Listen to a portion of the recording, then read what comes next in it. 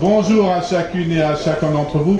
Merci de répondre toujours plus nombreuses et nombreux à notre traditionnel rendez-vous de septembre, qui est la rentrée sociale de votre fédération.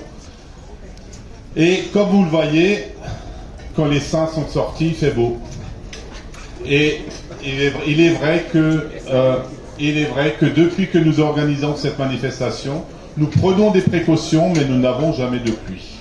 Donc, ça veut dire que, quand même, les femmes et les hommes de la CSLV ont de la valeur, n'est-ce pas, Monsieur le Président confédéral? Vous ne direz pas le contraire.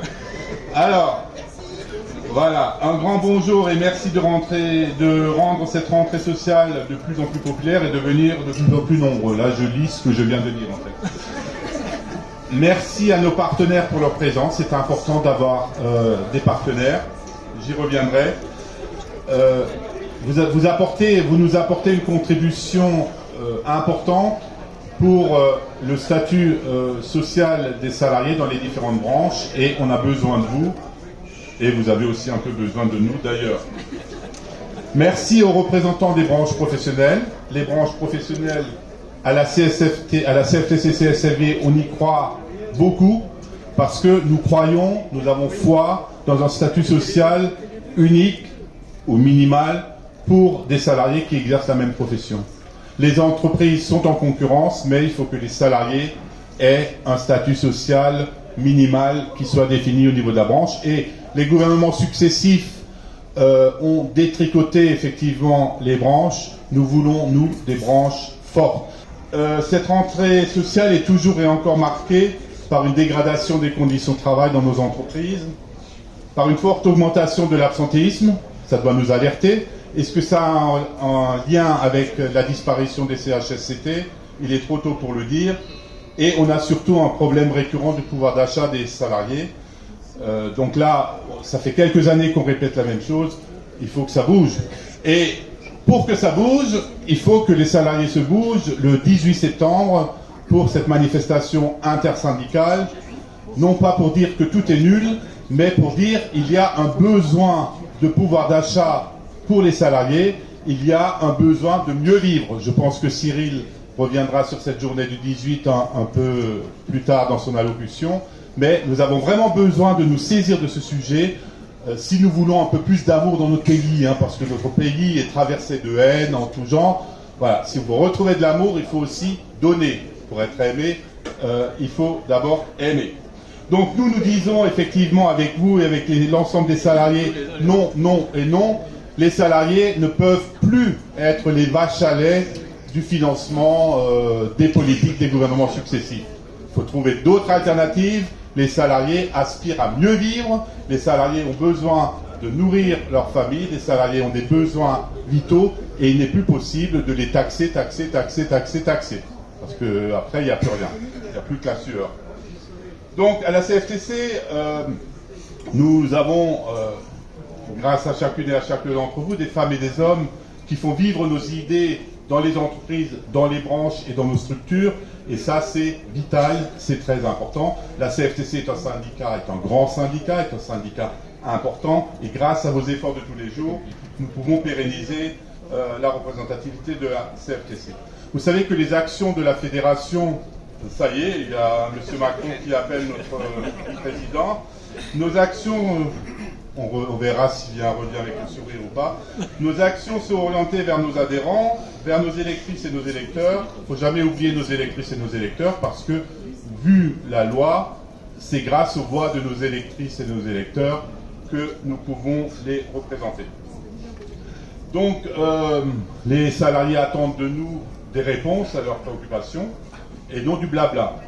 Voilà, blabla. Ça suffit, les salariés attendent des réponses. Des réponses sur la santé, des réponses sur la couverture sociale et des réponses sur le pouvoir d'achat, je l'ai dit.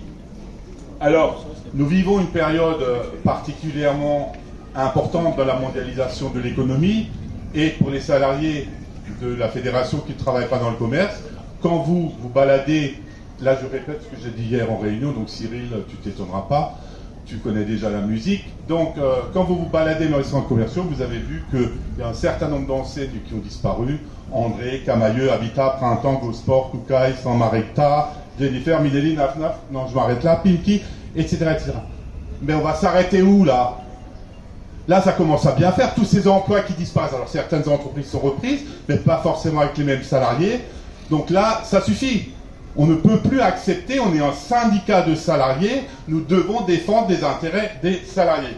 Non, la TVA sociale est, selon moi, ni injuste, ni inefficace, ni visible. Il suffit de l'orienter vers les produits importés qui sont à l'origine des problèmes de nos entreprises. Parce qu'on peut faire ce qu'on veut. Si sur le net, on peut acheter des produits qui viennent de l'autre bout du monde où il n'y a pas un seul salarié en France, ben, toutes nos entreprises vont fermer. Et alors, on va faire quoi? On va représenter qui ou les vers de terre, on est un syndicat de salariés. Nous devons nous mobiliser pour défendre les salariés et leurs entreprises. Parce que s'il n'y a plus d'entreprises, il n'y a plus de salariés. Donc on a besoin d'entreprises, on a besoin de salariés. Et c'est pour ça que nous devons aussi apporter une réponse au financement, parce qu'on peut tout dire, voilà, on veut tout, sans dire comment on finance. Donc voilà, je pense que la CFTC était à l'origine de la TVA emploi. Il y a 20 ans, j'étais tout jeune, on plaidait déjà pour cette TVA emploi. Maintenant, elle ne s'appelle plus emploi, elle s'appelle social, et les syndicats sont vent debout. Donc, c'est d'ailleurs pas, les arguments sont plus ou moins recevables. Donc moi je dis, il faudra une politique incitative. Tu peux le dire d'ailleurs à tes interlocuteurs de Matignon.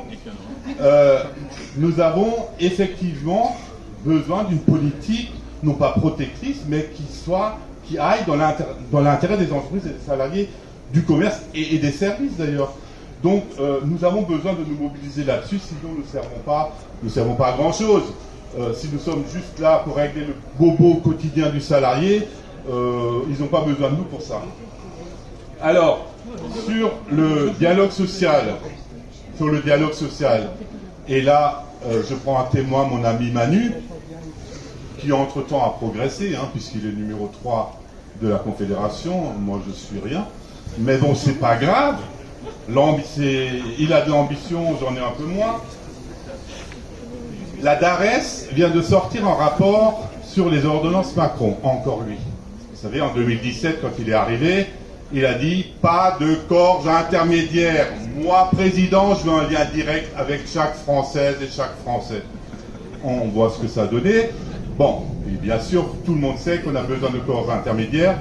Et donc, il a inventé les ordonnances Macron. Et lorsqu'en 2017, Cyril n'était pas encore président, donc ce que je vais dire n'est pas pour lui, Manu et moi, on était déjà au Conseil confédéral et on s'est battu contre ces ordonnances Macron. On était bien seuls. Maintenant, vous ne trouverez plus un seul qui était pour. Mais à l'époque, on était bien seuls. Il y a les PV, on peut le prouver. Et ce que la DARES vient de dire, la DARES, c'est un organisme du ministère du Travail. Donc, c'est pas une coquille, c'est pas un truc, c'est un truc officiel. Il vient de dire exactement ce qu'on avait prédit en 2017. Manu avait même fait un rapport. Lorsque vous enlevez des représentants du personnel, toujours plus, et vous perdez le contact avec le terrain.